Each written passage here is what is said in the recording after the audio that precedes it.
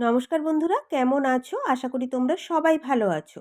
আজকের ভিডিওতে আমি তোমাদের দেখাবো কলার দেওয়া ব্রা কাট ব্লাউজ কিভাবে কাটিং করতে হয়। খুব সহজভাবে সম্পূর্ণ সূত্রের সাহায্যে দেখাবো। তার জন্য সম্পূর্ণ ভিডিও দেখতে থাকো। দেখো তাহলে পেছন পাট কাটিং করার জন্য কাপড় ডবল ভাঁজে ভাঁজ করে নিয়েছি। আমার সাইডে জোড়া সাইড রয়েছে, অপর সাইডে রয়েছে খোলা সাইড। প্রথমে ব্লাউজের ঝুলের মাপ নিতে হবে, যা ঝুল থাকবে তার সাথে 1 ইঞ্চি প্লাস করে নেবে। এরপর পুটের মাপ নিয়ে নেব। পুটের মাপ কিন্তু কলার দেওয়ার ক্ষেত্রে টোটাল পুট যা থাকবে তাকে হাফ করে তার সাথে আরও 1/2 ইঞ্চি প্লাস করতে হবে। আমার টোটাল পুট রয়েছে 14 ইঞ্চি, হাফ করে আমি নিয়েছি 7 ইঞ্চি, তার সাথে 1/2 ইঞ্চি প্লাস করে আমি টোটাল পুটের মাপ নিয়েছি 7.5 ইঞ্চি। এরপর দাগটা মিলিয়ে নেব। এরপর এখান থেকে 1 ইঞ্চি শোল্ডার ডাউন করে নেব। যেহেতু কলার দেওয়া, শোল্ডার ডাউনের কাছ থেকে নিয়ে নেব আরমোলের মাপ। পুটের মাপ যা নিয়েছি তাই নিয়ে নেব আরমোলের মাপ। পুটের মাপ নিয়েছিলাম 7.5 ইঞ্চি, আরমোলের জন্য মাপ নিয়ে নেব 7.5 ইঞ্চি। এরপর দাগ দুটো মিলিয়ে নেব। এখানে নিয়ে নেব ছাতির মাপ, ছাতির 1/4, ছাতি যা থাকবে 4 দিয়ে ভাগ করতে হবে। আমার ছাতি রয়েছে 38 ইঞ্চি, 4 দিয়ে ভাগ করলে হয় 9.5 ইঞ্চি। এরপর এক্সট্রা 1.5 ইঞ্চি কিংবা 2 ইঞ্চি সেলাই কাপড়, যেটা ভেতরে থেকে যাবে। এরপর কোমরের মাপ নিয়ে নেব। কোমরের মাপ রয়েছে 32 ইঞ্চি, তাকে 4 দিয়ে ভাগ করলে হয় 8 ইঞ্চি। এরপর 1 ইঞ্চি নিয়ে নেব পেছন পাটে টেকিংয়ের জন্য, আরও এক্সট্রা 1.5 ইঞ্চি কিংবা 2 ইঞ্চি সেলাই কাপড়, যেটা ভেতরে থেকে যাবে। এরপর দাগ দুটো মিলিয়ে নেব। ছাতির 1/4, কোমরের 1/4, এটাই সূত্র সব সাইজের জন্য। এরপর এই কোণ থেকে নিয়ে নেব 1 ইঞ্চি। নেওয়ার পর পেছন পাটের আরমোলের শেপটা দিয়ে নেব। সাইড থেকে পুটের চওড়া নিয়ে নেব 3 ইঞ্চি। নেওয়ার পর এখানে পেছন গলার লম্বা নিয়ে নেব। কলার দেওয়ার ক্ষেত্রে পেছন গলার লম্বা নিয়ে নিয়েছি 1 ইঞ্চি। 1 ইঞ্চির বেশি কিন্তু তোমরা নেবে না, 1.5 ইঞ্চি কিংবা 1/2 ইঞ্চি নেবে রোগা পাতলাদের জন্য। এরপর বক্স করে এখানে পেছন গলার শেপটা দিয়ে নেব।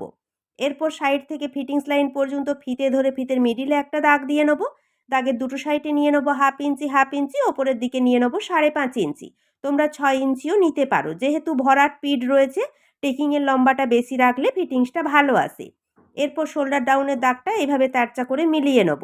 পেছন পাটের ড্রয়িং কমপ্লিট। এরপর পেছন পাটটা কাটিং করে নেব। দেখো তাহলে পেছন পাট কাটিং করে নিয়েছি। আর এখানে সামনের পাট কাটিং করার জন্য কাপড় ডবল ভাঁজে ভাঁজ করে নিয়েছি। আমার সাইডে জোড়া সাইড রয়েছে, অপর সাইডে রয়েছে খোলা সাইড। তোমরা খোলা সাইড থেকেও ড্রয়িং করতে পারো, আমি এখানে জোড়া সাইড থেকে ড্রয়িং করছি। প্রথমে সাইড থেকে এক্সট্রা নিয়ে নেবো 2 ইঞ্চি। নেওয়ার পর দাগটা সোজা করে মিলিয়ে নেব।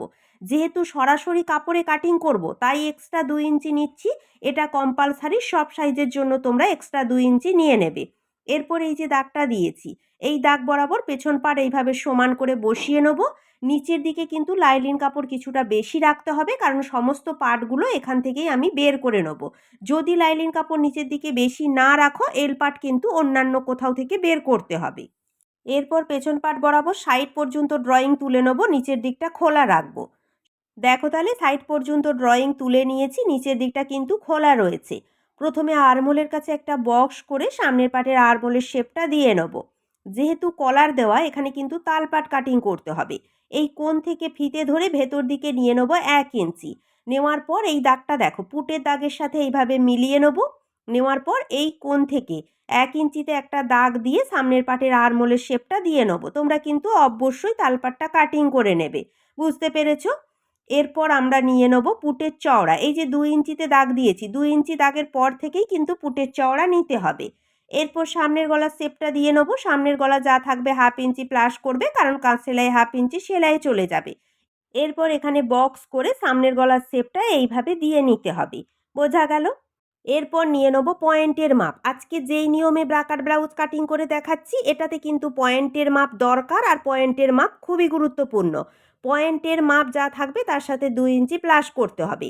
আমার পয়েন্টের মাপ রয়েছে 10 ইঞ্চি, তার সাথে 2 ইঞ্চি প্লাস করে আমি পয়েন্টের মাপ নিয়েছি 12 ইঞ্চি।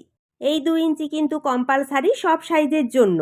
এরপর নিয়ে নেব পয়েন্টের চওড়ার মাপ। পয়েন্টের চওড়ার মাপের সূত্র রয়েছে ছাতির 1/10। ছাতি যা থাকবে তাকে 10 দিয়ে ভাগ করতে হবে। আমার ছাতি রয়েছে 38 ইঞ্চি, তাকে 10 দিয়ে ভাগ করলে হয় 3.8 ইঞ্চ। বোঝা গেল? এই যে 3.8 ইঞ্চ, এটাই কিন্তু আমাদেরকে এখানে চওড়ার মাপ নিতে হবে। একেবারে ধার থেকে ফিতে ধরে আমি পয়েন্টের চওড়ার মাপ নিয়ে নেব 3.8 ইঞ্চ। বোঝা গেল? এখানে যা মাপ নিয়েছি ঠিক একই মাপ আরও একবার নিতে হবে। এই যে দাগ দিয়েছি, ওই দাগের কাছ থেকে ফিতে ধরে আরও একবার নিয়ে নেব 3.8 ইঞ্চ। ছাতিকে 10 দিয়ে ভাগ করার পর যা মাপ বেরোবে তাকে ডবল করে নিয়ে নিতে হবে। এরপর সাইডে আরও 1/2 ইঞ্চি নিয়ে নেবো সেলাইয়ের জন্য। এরপর দাগটা সোজা করে মিলিয়ে নেব। বোঝা গেল? এরপর এই কোণ থেকে ওপরের দিকে নিয়ে নেব 1 ইঞ্চি, সামনের পাটের আরমোলের শেপের কাছ থেকে ভেতর দিকে নিয়ে নেব 2.5 ইঞ্চি। 1 ইঞ্চি 2.5 ইঞ্চি কম্পালসারি। এরপর দেখো 3টে দাগ এইভাবে রাউন্ড করে শেপ দিয়ে মিলিয়ে নেব। বোঝা গেল? এরপর দেখো খাপের মাপের ওপরে ফিতে ধরে ফিতের মিডিলে একটা দাগ দিয়ে নেব। এরপর এই যে দাগ রয়েছে দাগের কাছ থেকে ওপর দিকে নিয়ে নেব 1.5 ইঞ্চি একেবারে ধার থেকে। এই সাইডেও দাগের কাছ থেকে ওপরের দিকে নিয়ে নেব 1.5 ইঞ্চি। দুটো সাইডেই 1.5 ইঞ্চি কম্পালসারি সব সাইজের জন্য।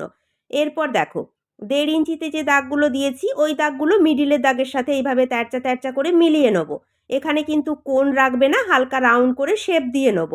এরপর এখানে যে গলার শেপ দিয়েছি শেপের কাছ থেকে বাইরের দিকে নিয়ে নেব 1 ইঞ্চি, এটাও কিন্তু কম্পালসারি। এরপর 1 ইঞ্চি নিচে 1.5 ইঞ্চি দাগ দিয়ে এইভাবে সমান করে মিলিয়ে নেব। বোঝা গেল? একটা খাপ কিন্তু আমাদের রেডি হয়ে গেছে। এটা কিন্তু 1 নম্বর খাপ। এটা পুরো অরিজিনাল মাপ, কোনো কিছু বাড়ানোর দরকার নেই, শুধুমাত্র সাইডে 2 ইঞ্চি নিয়েছিলাম বলে। এরপর দেখো এই দাগের কাছ থেকে নিচের দিকে নিয়ে নেব 4 ইঞ্চি, অপর সাইডেও নিয়ে নেব 4 ইঞ্চি, নেওয়ার পর দাগ দিয়ে মিলিয়ে নেব। সাইডের দাগটাও মিলিয়ে নেব। বুঝতে পেরেছো? এরপর দেখো এই দাগের কাছ থেকে নিচের দিকে নিয়ে নেব 1 ইঞ্চি, নিচের দাগের কাছ থেকে ওপরের দিকে নিয়ে নেব 1/2 ইঞ্চি। এই সাইড থেকেও দেখো নিচের দিকে নিয়ে নেব 1/2 ইঞ্চি। নেওয়ার পর দাগগুলো মিডিলের দাগের সাথে মিলিয়ে নেব। এটা কিন্তু হয়ে যাবে আমাদের 2 নম্বর পার্ট। বোঝা গেল? এইভাবে কিন্তু মিলিয়ে নেব। আর নিচের দেখো 1/2 ইঞ্চি এইভাবে শেপ দিয়ে মিলিয়ে নেব। এটাকে কিন্তু টেকিং পার্টও বলা হয়। তার জন্য মিডিলে টেকিং দিয়ে নেব, মিডিলে একটা দাগ দিয়ে নেব, দাগের দুটো সাইডে 1/2 ইঞ্চি নিয়ে নেব। টোটাল 1 ইঞ্চি টেকিং কিন্তু এখানে দিতে হবে। বোঝা গেল? এখানে কিন্তু বেশি বড় টেকিং দিলে হবে না। 1 ইঞ্চি টেকিংটা দিয়ে নেব। চলো তাহলে 2 নম্বর পার্টও আমাদের রেডি হয়ে গেছে। এটাও কিন্তু অরিজিনাল মাপ। দুটো পার্ট আমাদের রেডি। এরপর দেখো সাইডে যে পার্টটা দেখতে পাচ্ছ এটা হয়ে যাবে 3 নম্বর পার্ট।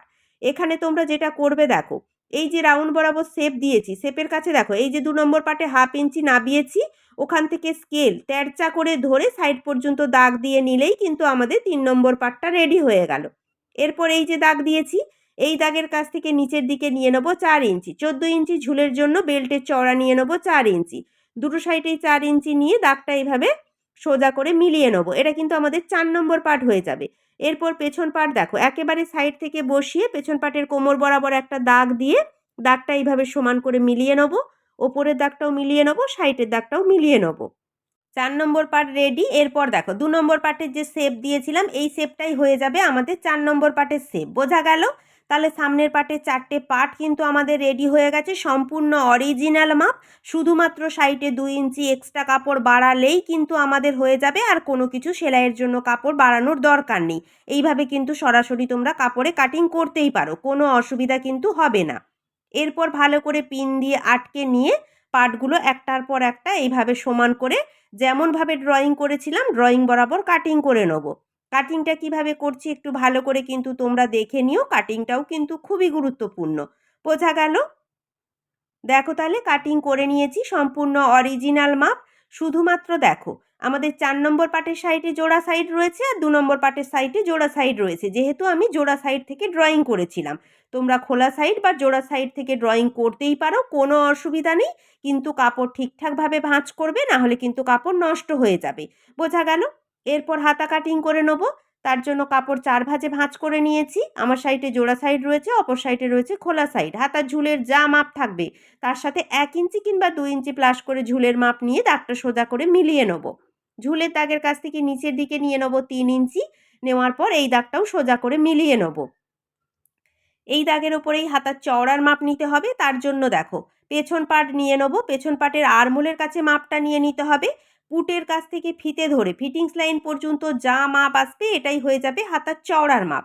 এরপর সাইডে আরও 1.5 ইঞ্চি কিংবা 2 ইঞ্চি এক্সট্রা নিতে হবে, যেটা বডি পার্টের সাথে নিয়েছিলাম। এরপর হাতের মুহুরির মাপ নিয়ে নেব। মুহুরি যা থাকবে তাকে হাফ করে মুহুরির মাপ নিয়ে নেব। তারপর এক্সট্রা 1.5 ইঞ্চি কিংবা 2 ইঞ্চি সেলাই কাপড় যেটা ভেতরে থেকে যাবে। এরপর দাগ দুটো মিলিয়ে নেব। এরপর এই দাগের ওপরে 1.5 ইঞ্চিতে একটা দাগ দিয়ে হাতার শেপটা দিয়ে নেব। শেপের মিডিল থেকে ভেতরের দিকে নিয়ে নেব 1/2 ইঞ্চি, নেওয়ার পর ভেতরে তালপাটের শেপটাও দিয়ে নেব। হাতার ড্রয়িং কিন্তু কমপ্লিট। এরপর হাতাটা কাটিং করে নেব। দেখো তাহলে হাতা কাটিং করে নিয়েছি, সমস্ত ব্লাউজ কিন্তু কাটিং করা কমপ্লিট হয়ে গেছে। এরপর মেন ব্লাউজের কাপড় ডবল ভাঁজে ভাঁজ করে আমি কিন্তু লাইলিন কাপড়গুলো বসিয়ে নিয়েছি, আর এই সাইড থেকে দেখো হাতাটা বসিয়ে নিয়েছি, মানে যেই সাইডে পাড় রয়েছে পাড়ের দিকে কিন্তু হাতাটা রেখেছি। এইভাবেই কিন্তু ডবল ভাঁজে ভাঁজ করে তোমরা বসিয়ে নেবে। হাতা কাটিং করার সময় অবশ্যই 4 ভাঁজে কিন্তু ভাঁজ করতে হবে, বোঝা গেল। এরপর যেমনভাবে লাইলিন কাপড় বসিয়েছি চারি সাইডে 1/2 ইঞ্চি করে এক্সট্রা বেশি কাপড় রেখে কিন্তু কাটিংটা করে নেবো। 1/2 ইঞ্চি বেশি রেখে কাটিং করলে কি হয় বলো তো, সেলাই করতে অনেক সুবিধা হয়। দেখো তাহলে সমস্ত পার্ট কাটিং করে নিয়েছি, সাইডে 1/2 ইঞ্চি করে সম্পূর্ণ এক্সট্রা কাপড় আমি বাড়িয়ে রেখেছি। আমি কিন্তু এইভাবেই কাটিং করি, তাই তোমাদের দেখালাম। সেলাই করতে কিন্তু খুবই সুবিধা হয়, বুঝতে পেরেছো?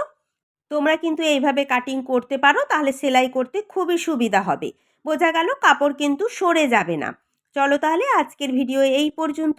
যদি ভিডিও ভালো লেগে থাকে অবশ্যই ভিডিওটিতে একটি লাইক দিও। চ্যানেলটিকে সাবস্ক্রাইব করে তোমরা আমার পাশে থেকো। তোমরা ভালো থেকো। নমস্কার।